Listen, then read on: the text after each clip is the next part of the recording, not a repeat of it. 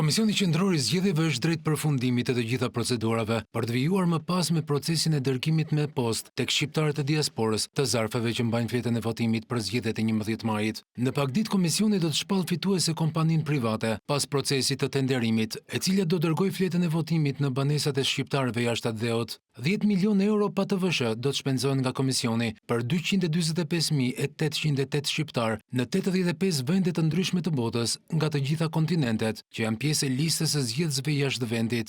Sipas për llogaritjeve për një fletë votimi do të shpenzohen 40 euro. Dërgimi i fletëve të votimit pritet të nisë brenda 10 ditëve të para të muajit prill. Komisioni Qendror i Zgjedhjeve ka përcaktuar rregulla strikte sa i takon marrjes nga shqiptarët e diasporës të zarfit ku gjendet fleta e votimit. Zarfi nuk do të lihet në kutinë postare, por do t'i dorëzohet personalisht në dorë zgjedhësit jashtë vendit. Postieri do duhet ta dorëzojë zarfin vetëm pasi marrësi do të tregojë mjetin identifikues dhe të firmos marrjen e postës. Nëse postieri nuk e gjen në banesë qytetarin, do duhet të kthehet edhe 2 herë të tjera në orare të ndryshme.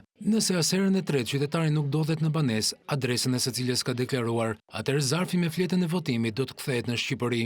Numri më i madh i shqiptarëve të regjistruar në listën e zgjedhësve nga jashtë Shqipërisë vjen nga Italia, duke vijuar më pas me shqiptarët në Greqi, Gjermani dhe Shtetet e Bashkuara të Amerikës. Shpërndarja gjeografike e shqiptarëve të regjistruar përfshin të gjitha kontinentet. Sipas të dhënave zyrtare, ka edhe vetëm nga një shtetas shqiptar të regjistruar, si nga Fixhi, Gjeorgjia, Jordania, Lichtensteini, Madagaskari, Moldavia, Monako, Filipine, Republika e Koresë, Republika Islamike e Iranit, Republika Popullore Demokratike e Laos dhe Venezuela. Të gjitha fletët e votimit që do të mbërrinë nga jashtë vendit do të administrohen nga Komisioni Qendror i Zgjedhjeve. Procesi i vlerësimit dhe numërimit të votave jashtë vendit do të zhvillohet në ambientet e Parkut Olimpik në Tiranë.